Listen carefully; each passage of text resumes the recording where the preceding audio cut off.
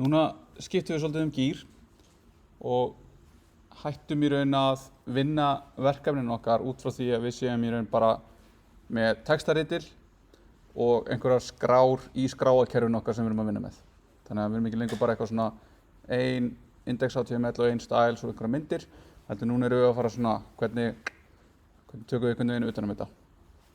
Og þá tengist þetta því eins og ég veit ekki nákvæmlega hvernig þið hafið séð þetta í Java til dæmis, en þar eru þið að vinna þetta inn í svona IDE, eða svona Integrated Development Environment, sem einhvern veginn svona fullt af einhverjum svona lýsigögnum projektið, einhverjar XML-skrár jafnvel eða eitthvað sem að skilgreina hvernig á að builda þetta og eitthvað Gradle og eitthvað svona dæmi í kringum þetta sem segir til hvernig á að þýða forritskóðun ykkar yfir í eitthvað bitamál sem er síðan notað og keyrt á sýndavélinni.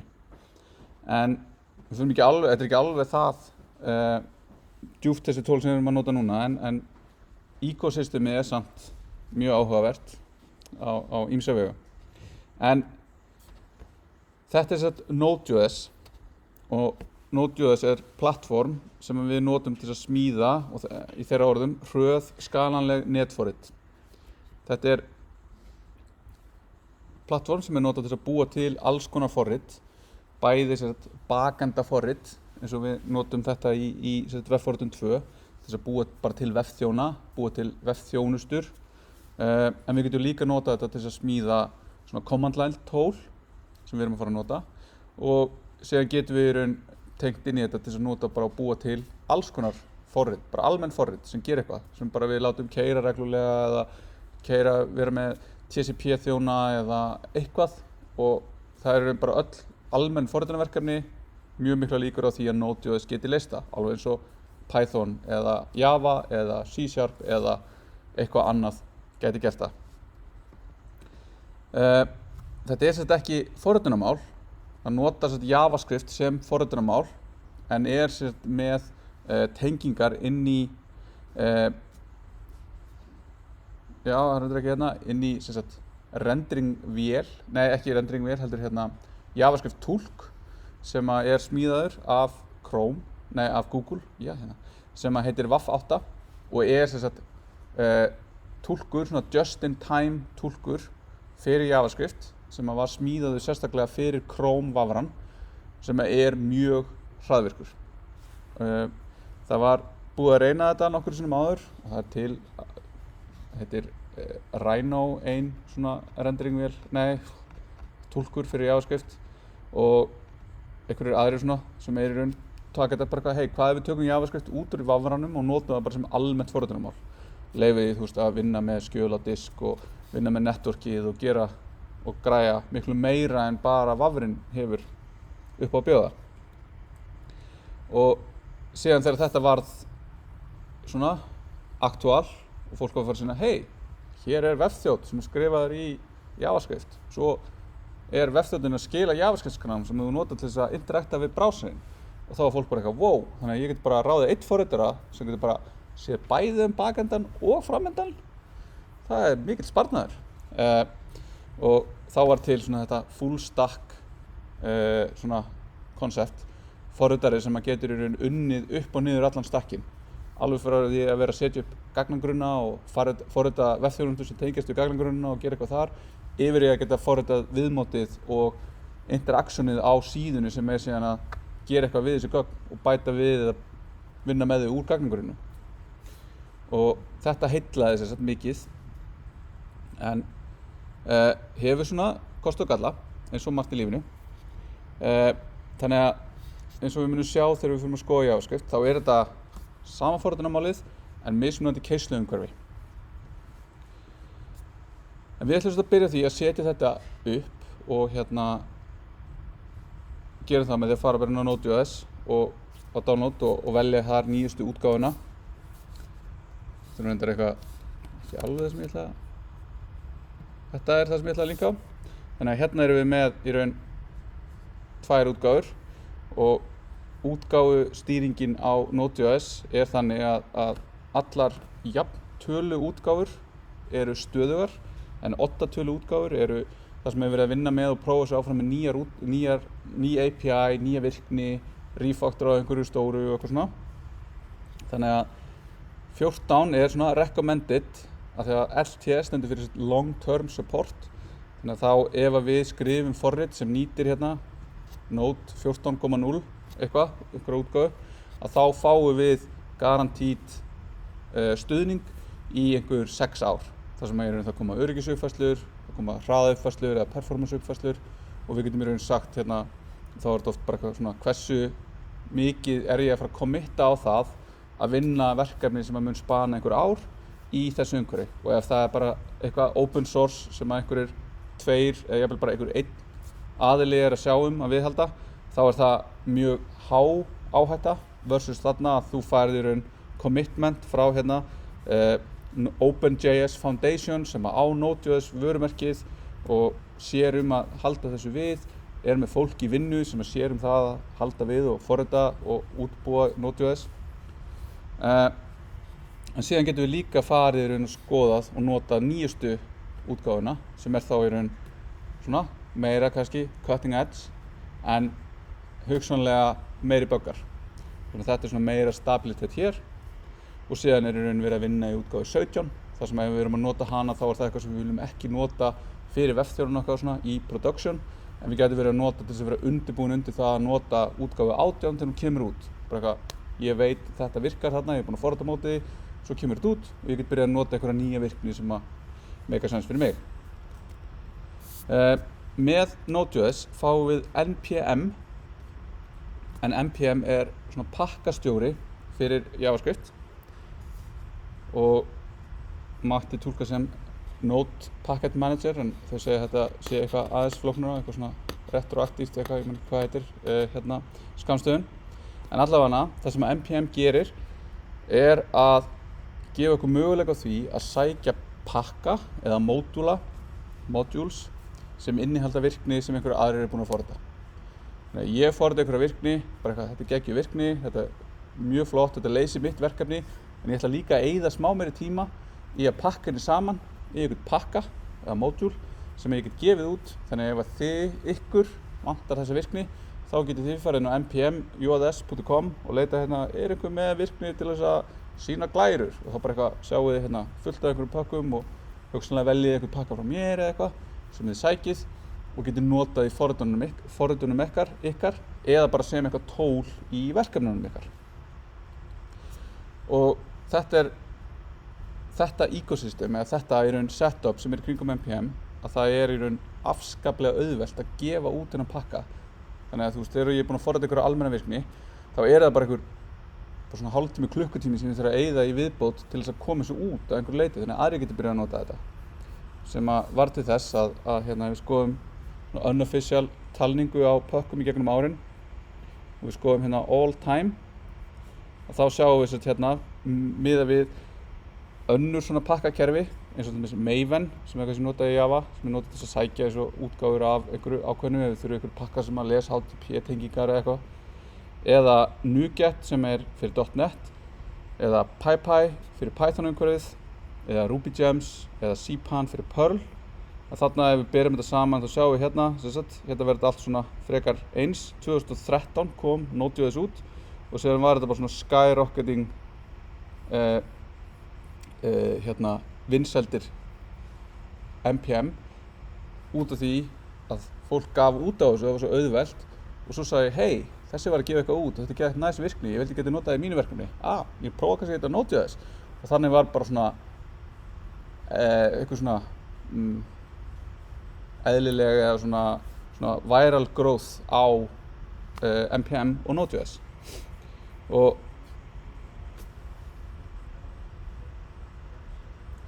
já, nýtt JavaScript framework á hverri sekundu, já, það var á þeim á þessum tímapunkti að meðan það var að verða til, það var svona mikil hrist vel upp í öllu þessu ecosystemi, að því fólk var búið að vera bara fast í svolítið þessu sama gamla, og svo kom þetta inn og opnaði gífurlega mikið af möguleikum, bæði við það að skrifa á meiri einfaldan hátt og forritarar sem að kunnu ekki C# eða kunnu ekki Java og höfðu engan áhuga að læra það, gátu allt í einu farið að skrifa þetta og fóru að skrifa þetta, og það var kannski ekki það besta í heimi eða mest stabílt eða eitthvað svoleiðis, en yfir tíma, eftir því sem að fólk fóru að nota þetta, þá kom fólk sem var kannski meira svona stability þenkjandi eða láta þetta virka á fleiri plattformum þenkjandi. Þetta kom út fyrst og virkaði bara Mac og Linux, svo kom einhver hérna sem var að vinna Windows og leti virka Windows og leti þetta keyra hérna server á þessu á Windows og eitthvað svona, og þannig varð í raun þetta að bara þessu behemoth sem þetta í dag með yfir 1,7 milljón pakka, og það eru gefnir út sko eitthvað average growth hérna eru 1000 pakkar á dag, en það þýðir samt ekkert að þetta sé eitthvað sem við erum að fara að nota, af því að NPM síðan sem fyrirtæki í þeim business að selja stórum fyrirtækjum bara eitthvað, hey, þið hafið notað NPM í open source vinnunum ykkar, hvað ef þið notið það líka í vinnuvinnunum ykkar? Og þá get ég farið inn og ég get unnið með sömu tólum og ég búinn að vera að vinna í open source verkefnum í stórfyrirtækjum.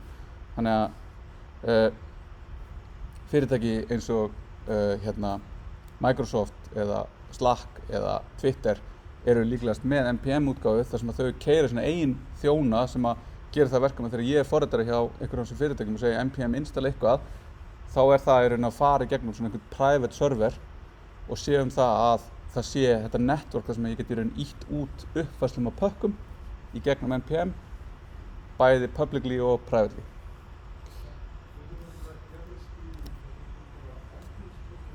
Já, það getur verið bara, þetta er eitthvað cronjob sem er að skreipa eitthvað vef, það er bara eitthvað farið í sumarfrí og gleymt og þetta er svona bara eitthvað, þetta er ekki official tölur, þetta er svona semi-official, en það er allavega hægt að fá smá sens á hvað skópið á þessu er.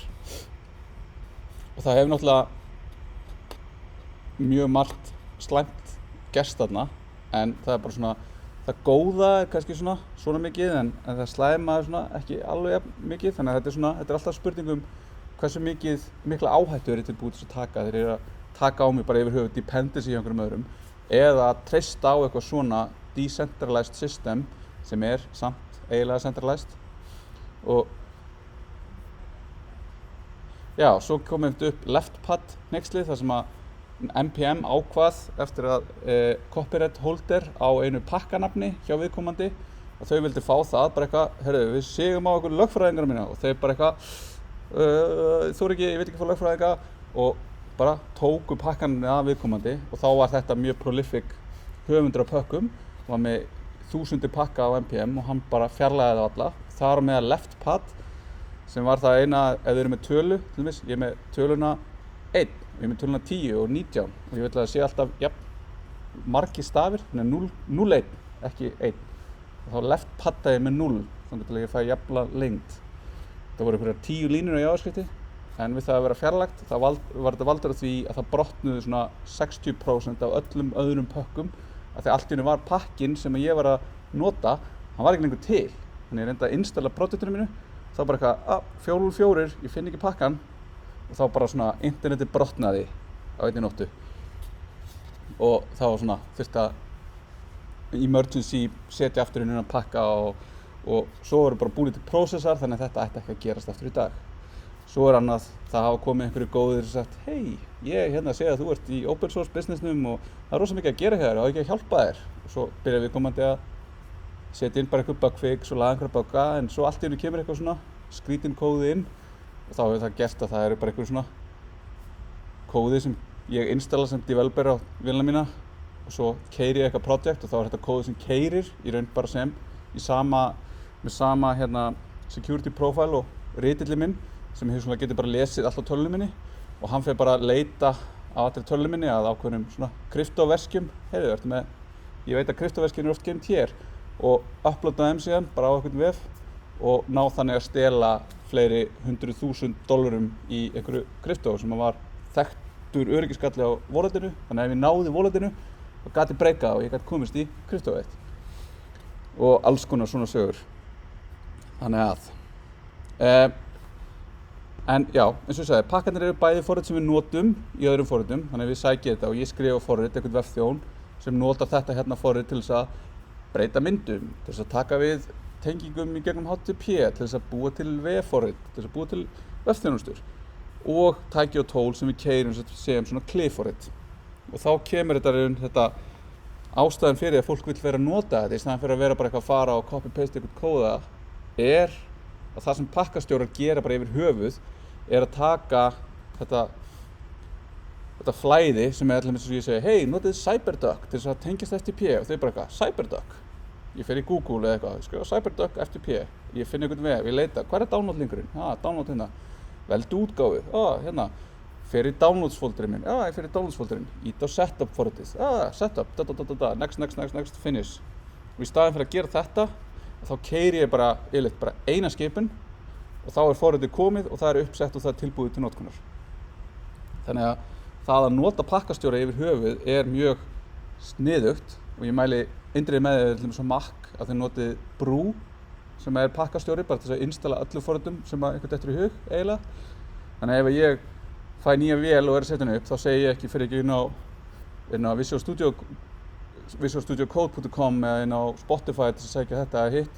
Heldur er ég bara með eina línu sem er bara Brew install og svo bara öll forritið sem ég nota og ég keyri það og hún bara fer og sækir þetta allt og setur þetta upp og ég er komið með 20 forrit uppsett með því að keyra eina skipun. Þetta skipun sem ég er búinn að vera svona halda við og bæta við í gegnum árin en er samt þannig og svo kemur ný uppfærsla og þá bara sér Brew, ég keyri Brew update og það uppfærir öll forrit sem eru keyrð í gegnum þetta. Þannig að ég í raun þarf ekki að vera manually að fara út og sjá þetta. Svo ef ég fjarlægi þau, þá ger ég bara Brew uninstall forritið og þá er því bara hent ásamt öllu því sem fylgir því. Það er ekkert eitthvað svona eltast við að sækja og eyða á öllum réttu stöðunum. Það er einmitt þetta líka að halda við pökkunum og vita hvaða útgáfu við erum að nota. Að því að nota forrit sem er gefið út fyrir 5 árum, þó að heiti það sama og ég nota það í dag, þá er þetta allt önnur forrit. Að því að útgáfurnar hafa breyst og þroskast vonandi og orðið að einhverju meiru. En þegar við erum búin að sækja Node, þá nú ætlum ég að opna hérna iTerm sem er software update á þessu, gerum þetta seinna. Þannig að iTerm er skel sem að ég nota í staðinn fyrir terminal sem ég get líka opnað hérna á Mac, sem lítur svona út. Frá og með nýlegri útgáfu af hérna macOS sem er ekki nákvæmlega hverri, þá er C-shell eða ZSH er hérna skilin sem er notuð, áður fyrir var það bass, þannig ég er að nota C-shell í iTerm hérna og ég er með einhverjar stillingar og hérna get ég bara skoðað hvað er hérna inn á tölvunni minni, LS, LL, þetta eru bara eitthvað svona flýtiskipanir sem ég er með. Ég get farið inn í desktop hérna, ég get farið hérna inn, ég get líka skrifað desktop, ég get gert punktur, ég get skrifað desktop og ferið inn, þannig að það er svona smá svona einhverjar núansar hérna, ég þarf ekki að skrifa CD fyrir framann. Þannig ég mun nota þetta svolítið, reyna að skrifa þetta alltaf út samt. En þá er ég búinn að sækja Node og þá get ég keyrt hérna Node-vaff, þá sé ég er með Node 14.17 uppsett á þessari tölvu. Þannig ég get í raun keyrt það og ég get skrifað hérna bara Node og þá opna ég í raun Node sem forrit og þá það sem það gerist er í raun að ég fæ upp svona repl sem er read, evaluate, print, loop sem þýðir að hún lesa sem ég skrifa const a jæmt og 1 og svo segir hún svo evaluatear hún það sem ég skrifaði inn og þá evaluatear hún þetta hérna sem breytu sem verður til í umhverfinu og ég get síðan unnið með þetta og ég get forritað í JavaScript hérna. En það er bara eitt skref. Svo er ég með npm, ég gerir npm hérna _vaff líka og þá segir ég, já, ég er með npm, ég er með útgáfu 7.24 uppsetta og ef ég keyri npm beint þá fæ ég í raun bara svona hjálpar texta úr þessu command line tóli. Og þá kemur hérna npm install all the dependencies in your project, install foo, add the foo dependency to your project. Og svo koma hérna fullt af einhverjum skipunum. Ok, þannig að ég er með þetta núna keyrandi og ef við fyrir maður hérna allt yfir og þá get ég keyrt þetta núna með nafn hérna á einhverjum módúl sem ég vil setja upp og þá byrjar npm að athuga er þetta til og hver er nýjasta útgáfan. Síðan það sótt annarkvort sem eitthvað almennt tól eða inn í projektið okkar og það fer eftir hvernig við skilgreinum hvernig við köllum í þetta en síðan er þetta þannig að þetta verður til svona dependency tree sem þýðir það að einhver settist niður og sagði nú ætla ég að skrifa forrit en ég ætla ekki að byrja á grunni, ég ætla að reyna að byggja ofan á því sem einhverjir aðrir hafa búið til. Þannig að ég þarf að sækja þetta hérna tól og þetta hérna tól og þetta hérna tól og við tökum á okkur ákveðin dependency í staðinn fyrir að skrifa þau sjálf, sem gott. Við viljum ekki vera að finna upp hjólið endalaust. En það þýðir samt að þegar ég sæki svona pakka þá þarf ég að sækja þann pakka og alla þá pakka sem viðkomandi pakkar og þetta verður svona tré af dependencyum. Og dependency tré mjög svona áhugavert konsept en líka mjög hættulegt konsept því þetta nákvæmlega það sem brotnaði. Það brotnaði einhver grein í þessu tré í þessu LeftPad incidenti þarna árið. Við getum sagt bæði sótt svona almenn tól og þá notum við sagt DAS-G sem flagg fyrir global þegar við sækjum tólið og þá getum við sótt hérna browser sync tólið með því að segja npm install --g browser sync. Þá keyri ég þessa skipun og þá keyrir hérna núna verið að sækja þetta, það verið að sækja þetta dependency tré og svo fæ ég út hérna einhverjar upplýsingar og þá stendur hérna deprecated debug @418 debug version have low severity read-DOS regression when used in a Node.js environment. Og þá þetta í raun að segja mér, hey, það einhvers staðar í þessu dependency tré pakki sem out of date, þannig að þú vilt kannski uppfæra hann, en ég bara eitthvað, I don't know, ég veit það ekki. Svo bætist við hérna sem áhugavert að út af því að það keyrð ákveðið install skref sem að forritin hafa í raun tækifæri til þess að keyra sitt og þá fóru svona open source forritarar að setja inn bara eitthvað svona ASCII list, bara eitthvað svona hæ, ég hérna open source forritari, mér vantar pening, eða vil ég ekki ráða mig, eða þú veist, skoði vefinn minn og svona spamma konsolið þegar við verðum að installa. Svo var hérna lausnin á því hérna 6 packages are looking for funding, run npm fund for details. Þannig að ég geti segja hérna, já, ég vil gefa þér pening kæri open source forritari.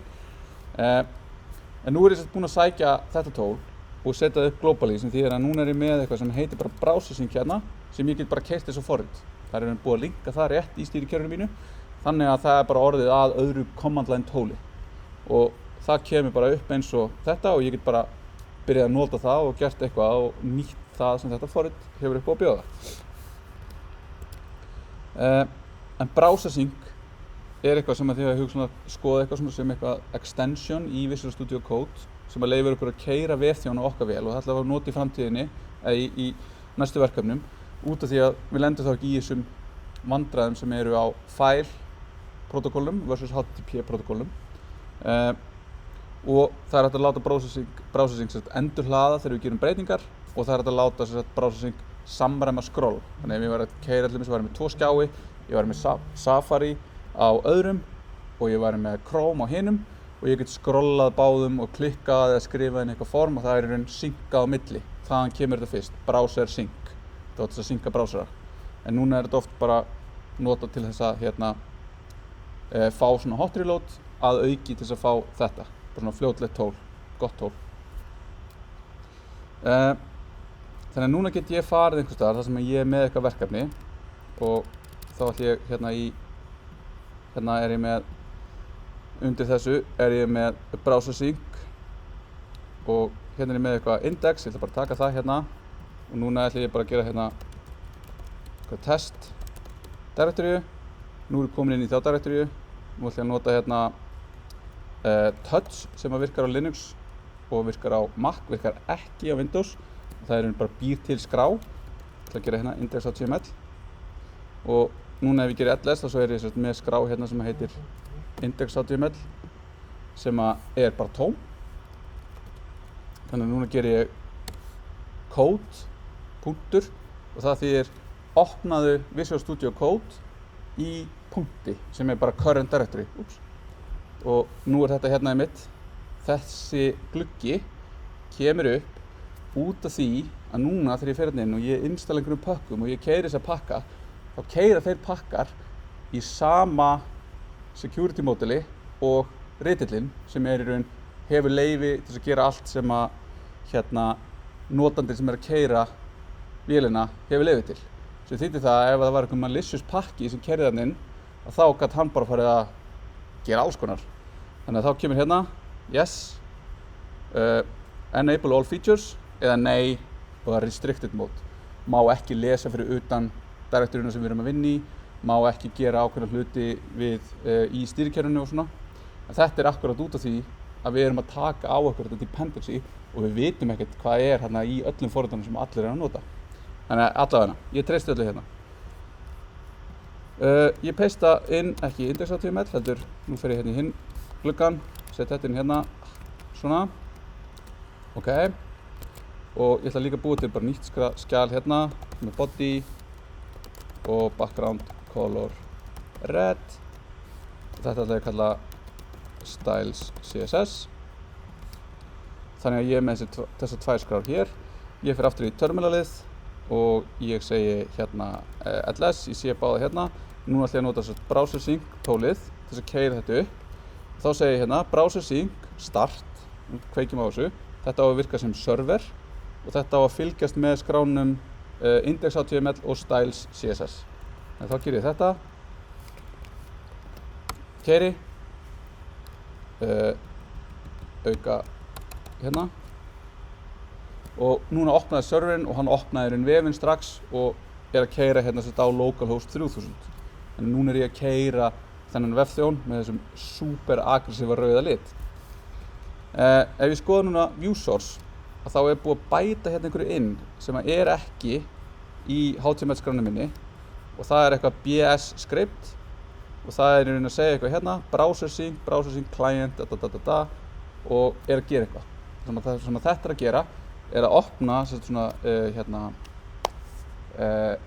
WebSocket þjón sem að tengir vefþjónin sem browser sync setur upp og vafran saman. Þannig að núna getur vefþjónin sagt, hei, eitthvað breyttist. Ég ætla að senda signal frá vefþjónunum yfir í klientin sem að lætur eitthvað gerast. Og þá er það sér í lagi að ég get núna verið með hérna, ef við lokum þessum gluggan hérna.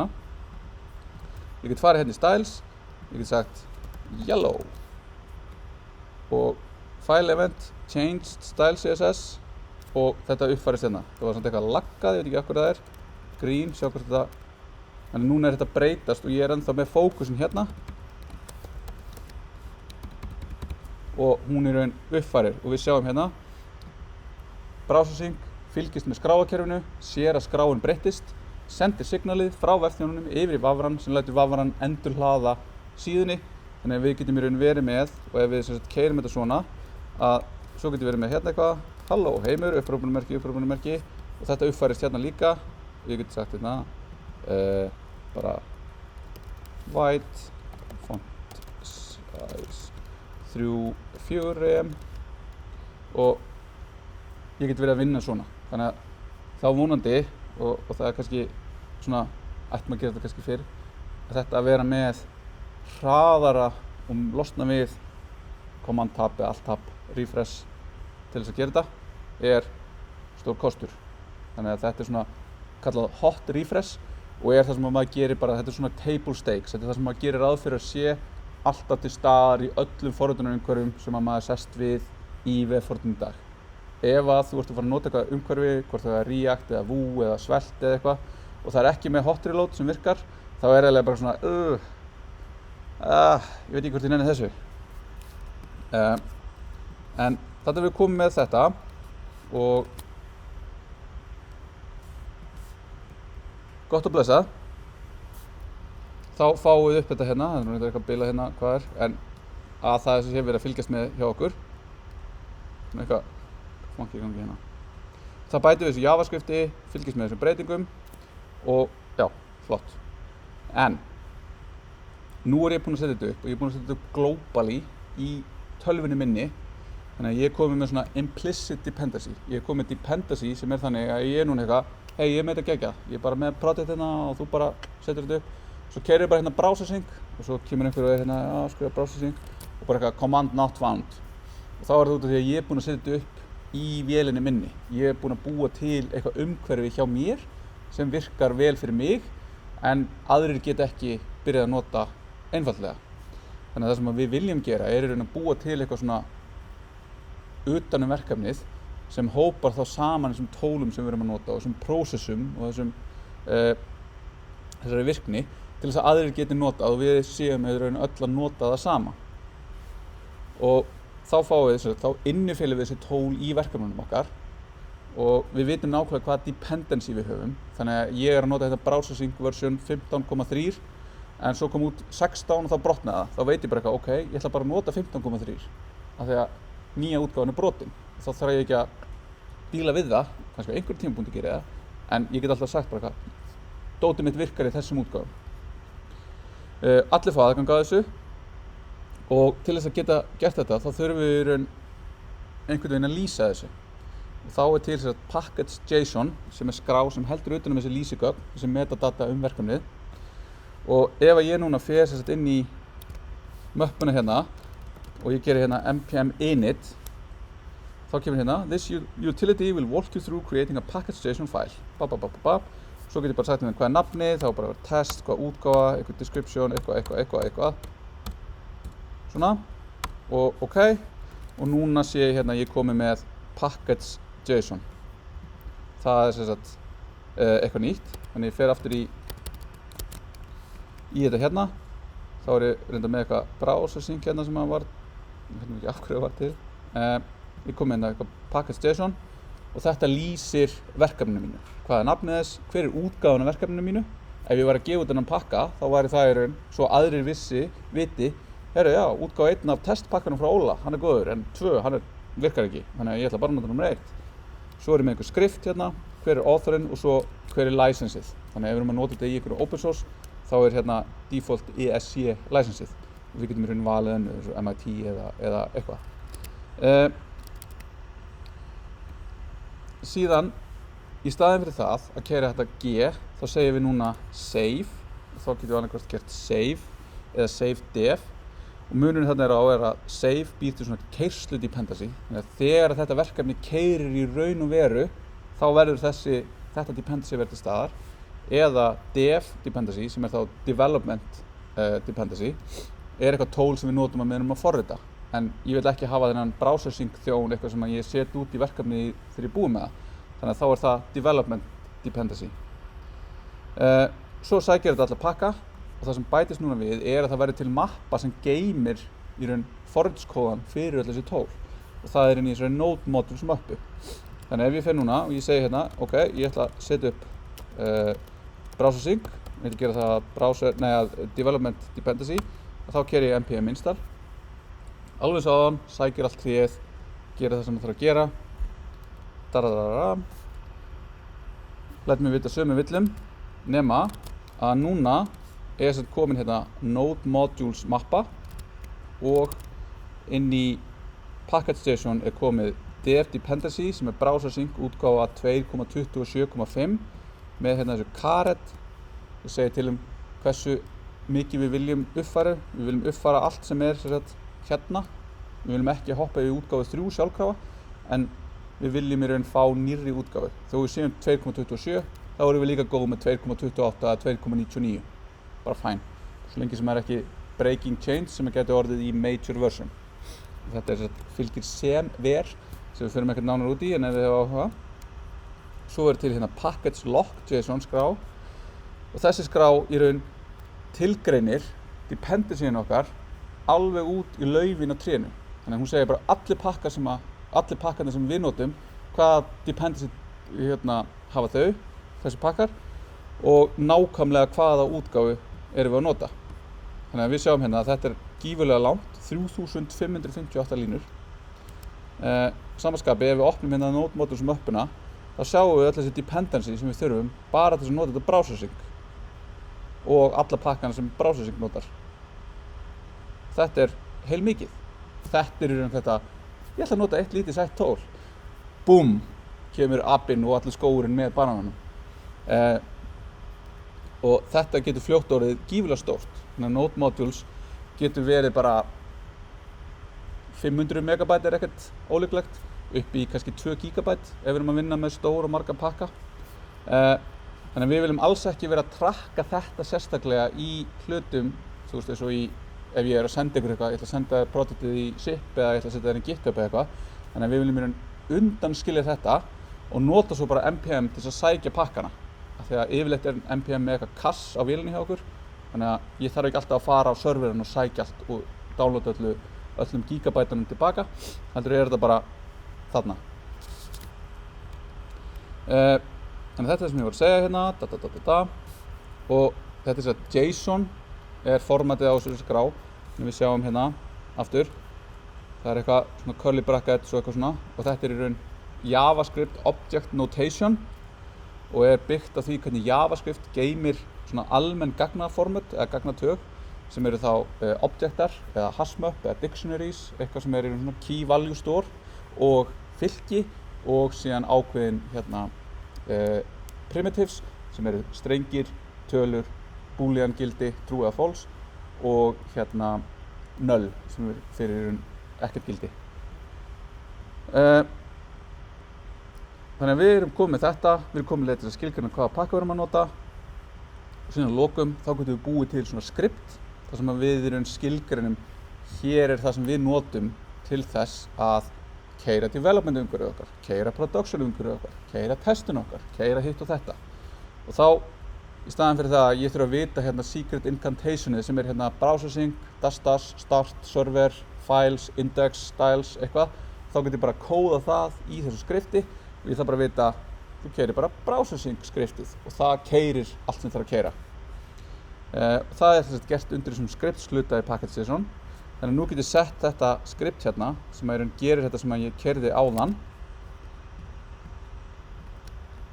Ég get gert svona og nú er ég sett inn í projektinu og ég hef búin að treysta öllum þannig að ég get farið hérna upp, gert terminal, new terminal og þá fæ ég terminal hérna sem er reynda slæmt að því að það er svo slæmi kontrast hérna á þessu því að bakgrunnur er ekki alveg réttur.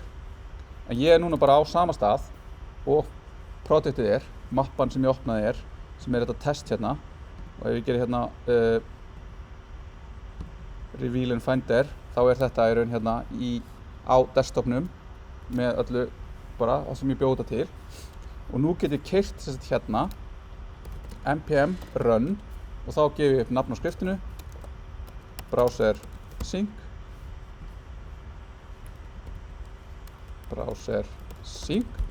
og þá keyrir hún í raun sama forrit og áður. Ég get aftur setta hérna en nú get ég í raun loka þessu af því nú er ég bara með terminali hérna fyrir neðan sem er rosa næs og ég get farið hérna og ég get gert risastóran texta og ég get gert það sem mig listir og ég er núna komið með eitthvað svona setup þar sem ég geti núna tekið allt nema node-modules-möppuna og látið ykkur fá, þið farið inn, búin að setja upp node, keyrið npm install í möppunni sem að þetta er og þið fáið öll þessi tól sem ég er búin að setja upp. Nú erum við búin að setja upp eitt, nú skulum við taka smá pásu og svo ætlum við að setja upp 3 önnur þar sem við erum komið með svona eitthvað tólakistu sem við getum notað fyrir CSS vinnun okkar. Skulum byrja aftur klukkan 16:40.